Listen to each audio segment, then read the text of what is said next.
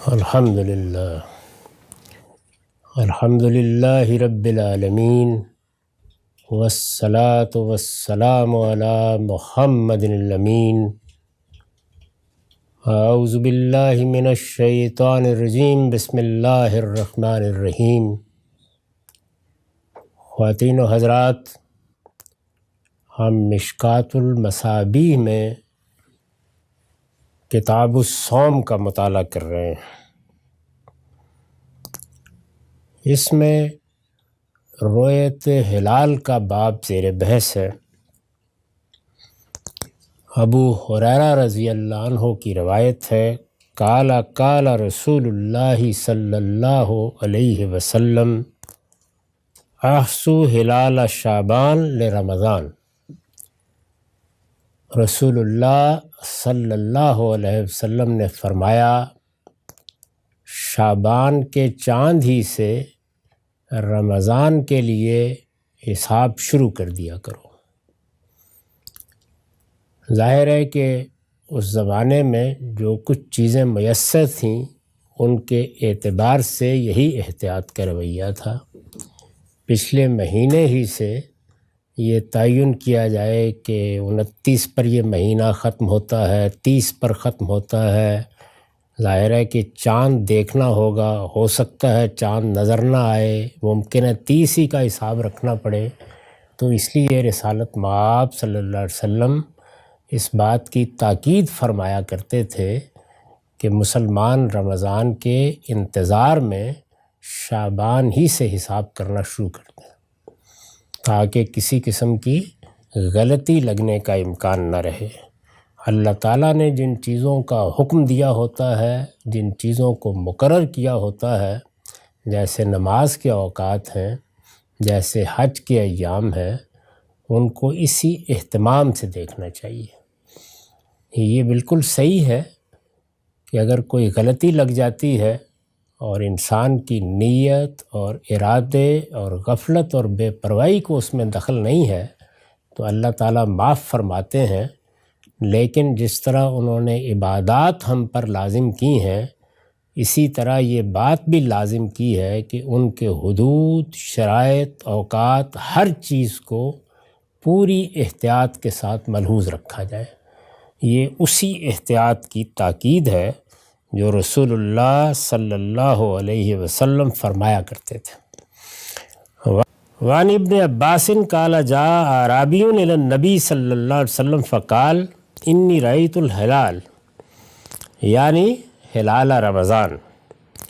ابن عباس رضی اللہ عنہ بیان کرتے ہیں کہ ایک اعرابی، ایک دیہاتی رسول اللہ صلی اللہ علیہ وسلم کے پاس آیا اور اس نے کہا کہ میں نے چاند دیکھ لیا ہے، انی رأیت الہلال، یعنی ہلال رمضان، میں نے رمضان کا چاند دیکھ لیا ہے۔ فقال، رسول اللہ صلی اللہ علیہ وسلم نے پوچھا، اتشہد ان لا الہ الا اللہ، کیا تم اس بات کی گواہی دیتے ہو کہ اللہ کے سوا کوئی الہ نہیں؟ قال نعم۔ قال اتشہد ان محمد الرسول اللہ، آپ نے دوسرا سوال پوچھا، کیا تم اس بات کی گواہی دیتے ہو کہ محمد صلی اللہ علیہ وسلم اللہ کے رسول ہے؟ ان محمد الرسول اللہ۔ تو اس نے کہا نعم، ہاں۔ تو آپ نے فرمایا، قال یا بلال اذن فی الناس ان یصوموا غدا، بلال لوگوں میں اعلان کر دو کہ کل روزہ ہوگا، کل وہ رمضان کی ابتدا کر لیں گے۔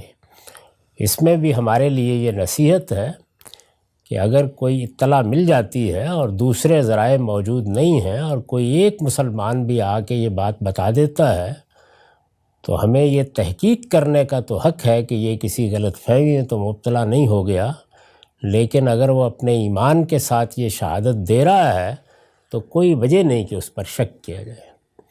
ہمارے دین میں یہ طریقہ اختیار کیا گیا ہے کہ شبہ کی چیزوں کی طرف آدمی نہ جائے۔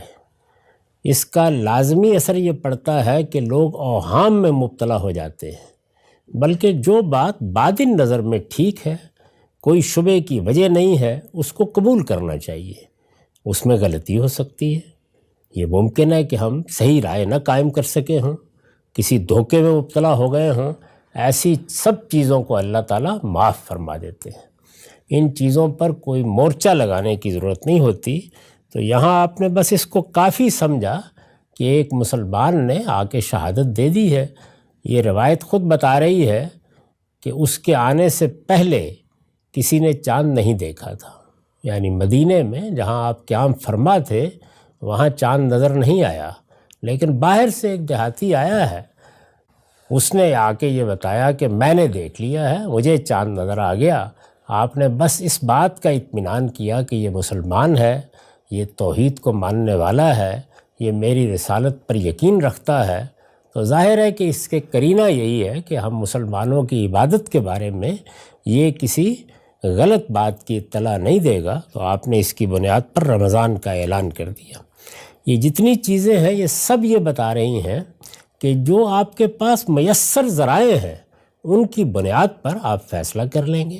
اگر چاند دیکھ لیا تو فیصلہ کر لیں گے، اطلاع مل گئی ہے تو فیصلہ کر لیں گے۔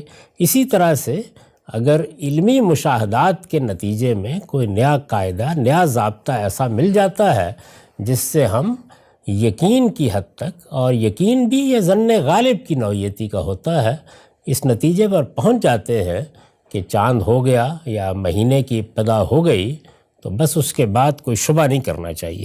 وعن ابن عمر قال ترى الناس الہلال، لوگوں نے ایک دوسرے کو چاند دکھایا۔ فاخبرت رسول اللہ صلی اللہ علیہ وسلم، تو میں نے، یعنی یہ بھی انہی لوگوں میں تھے، تو میں نے رسول اللہ صلی اللہ علیہ وسلم کو جا کر بتایا۔ فاخبرت رسول اللہ صلی اللہ علیہ وسلم، میں نے جا کر رسول اللہ صلی اللہ علیہ وسلم کو جا کر بتایا، انی رأیتہ، میں نے چاند دیکھ لیا ہے۔ فصام وامر الناس بالصیام، تو رسول اللہ نے بھی میری شہادت پر روزہ رکھا اور لوگوں کو بھی آپ نے یہی ارشاد فرمایا کہ وہ روزہ رکھیں۔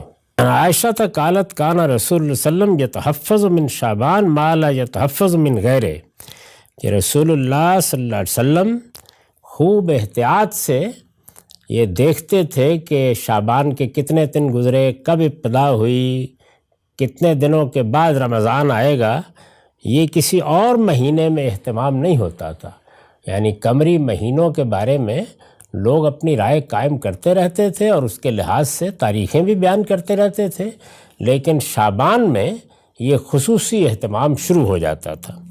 یہی وہ بات ہے جو پیچھے بھی بیان ہوئی ہے، پیچھے بھی یہی بیان ہوا ہے کہ رسول اللہ صلی اللہ علیہ وسلم نے یہ ہدایت فرمائی کہ شعبان کی ابتدا ہی سے حساب کرنا شروع کر دیا کرو، تو آپ بھی یہی کرتے۔ ثم یصوم لرؤیت رمضان، یعنی دن گنتے، حساب رکھتے، شعبان کے کتنے دن گزر گئے، اس کے بعد جب وہ وقت آ جاتا کہ رمضان کا چاند دیکھ لیتے تو بس اس کی ابتدا کر لیتے۔ فَإِنْ غُمَّ عَلَيْهِ أَدَّى 30 يَوْمًا ثُمَّ صَامَ، اور اگر ایسا ہوتا کہ بادل ہے، چاند نظر نہیں آیا، کسی وجہ سے دھند چھائی ہوئی تھی یا کوئی اور چیز تھی، اشتباہ ہو گیا، تو بس پھر 30 پورے کر لیتے تھے۔ اس میں بھی وہی تعلیم ہے کہ جو بات ظن غالب میں سامنے آ رہی ہو یا جس طرف یقین کا زیادہ رجحان ہو، اس کی بنیاد پر فیصلے کر لینے چاہیے۔ اس میں جو عام طور پر ایسی فضا پیدا کر دی جاتی ہے کہ ایک روزہ رہ گیا یا کھایا گیا یا عید غلط وقت پہ ہو گئی، تو رسالت پاک صلی اللہ علیہ وسلم کے طرز عمل کی جتنی روایتیں ہمارے سامنے آتی ہیں یہ بتا رہی ہیں کہ بس قرائن جس چیز کے حق میں ہے اطمینان سے فیصلہ کر لینا چاہیے، اور اللہ تعالیٰ کے بارے میں ہمیشہ اعتماد رکھنا چاہیے کہ وہ بندوں کی نیت، بندوں کے ارادے کو سامنے رکھتے ہیں۔ اس میں اگر کوئی غلطی ہو جاتی ہے تو اس پر ہرگز کوئی مواخذہ نہیں ہوگا۔ چنانچہ سادہ طریقہ اختیار کیا گیا کہ مہینہ چونکہ 29 دن کا بھی ہوتا ہے اور 30 دن کا بھی ہوتا ہے، تو 30 دن کے بارے میں تو علمی طور پر یہ بالکل واضح تھا اور اب بھی بالکل واضح ہے کہ کبھی بھی مہینہ اس سے آگے نہیں جاتا۔ 29 کے بارے میں تحقیق کی ضرورت ہوتی ہے کیونکہ کبھی کبھی مہینہ 29 دن کا بھی ہو جاتا ہے، تو اس لیے اگر چاند دیکھ کر تعین ہو سکتا ہے تو کر لیا جائے، کسی اور علمی طریقے سے تعین ہو جاتا ہے تو وہ بھی بالکل ٹھیک ہے۔ مہینے کی تعین اصل چیز ہے، چاند دیکھنا یا چاند ہی دیکھ کر تعین کرنا یہ دین کا کوئی تقاضا نہیں ہے۔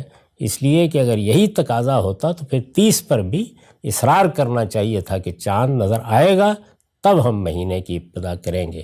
اصل چیز یہ ہے کہ مہینہ علمی طور پر متعین ہو جائے، اور علم کے ذرائع تبدیل ہوتے رہتے ہیں، نئی نئی چیزیں سامنے آتی رہتی ہیں۔ اس وقت ہم کبھی یہ ضرورت محسوس نہیں کرتے کہ باہر نکل کر دیکھیں کہ کیا فی الواقع فجر طلوع ہو گئی ہے، کیا فی الواقع آفتاب طلوع ہو گیا ہے، کیا فی الواقع نصف النہار پر چلا گیا ہے، کیا فی الواقع 1 مثل یا 2 مثل سایہ ڈھل گیا ہے، کیا مغرب ہو گئی ہے۔ چونکہ ان سب چیزوں کے مشاہدات کی بنیاد پر ایک آلہ ایجاد کر لیا گیا ہے، اور وہ گھڑی کی صورت میں ہماری کلائی پر بندھا ہوتا ہے، ہمارے گھروں میں موجود ہوتا ہے، مسجدوں میں بھی ہم اسی پر اعتماد کرتے ہیں۔ اور چونکہ سائنسی طریقے سے اس آلے کی اطلاع ایک قطعی اطلاع کی حیثیت اختیار کر گئی ہے، اس وجہ سے اسی کو دیکھتے اور پھر جو کیلنڈر بنا دیا گیا ہے اس کی بنیاد پر اذان بھی دیتے ہیں، نماز بھی پڑھتے ہیں، روزہ افطار بھی کرتے ہیں، سحری کو ختم بھی کرتے ہیں۔ یہی صحیح طریقہ ہے، یعنی جو چیزیں لوگوں کے مشاہدات سے متعلق ہیں وہ مشاہدات ہی پر مبنی رہیں گی، ان کو ایک دینی چیز بنانے کی کوئی وجہ نہیں ہے۔ یعنی یہ بات کہ جمعہ کس دن آئے گا، یہ بات کہ ہفتے کے دن کتنے ہوتے ہیں، یہ بات کہ قمری مہینہ کیسے ہوگا، یہ سب کے سب علمی مشاہدات پر مبنی چیزیں ہیں۔ ان کے پیچھے دنیا کی عمومی روایت کام کر رہی ہے۔ ہمارے لیے اس کی تحقیق میں پڑھنے کی کوئی ضرورت نہیں ہے کہ یہ فی الواقع درست ہے یا فی الواقع درست نہیں ہے۔ بس جو قرائن جس چیز کو ایک ظن غالب کے طریقے پر سامنے لائیں گے اس پر ہم عمل کریں گے، اور یہی ہمارے دین کا طریقہ ہے۔ اس میں جو علمی معلومات بھی میسر آئیں اور جو نئے پہلو بھی سامنے آئیں ان پر اسی طرح اعتماد کیا جائے گا جس طرح قدیم علم کے اس مشاہدے پر اعتماد کیا جاتا تھا اور کیا جاتا ہے کہ قمری مہینہ 30 دن سے زیادہ کا نہیں ہوتا۔ یہ ظاہر ہے کہ علمی مشاہدے ہی کا بیان ہے، یہ کوئی آسمانی ہدایت نہیں ہے۔ رسالت مآب صلی اللہ علیہ وسلم نے بھی اسی کی طرف توجہ دلائی ہے اور یہ بتایا ہے کہ ایسے معاملات میں بس یہیں تک رہو۔ وآخر دعوانا الحمدللہ رب العالمین۔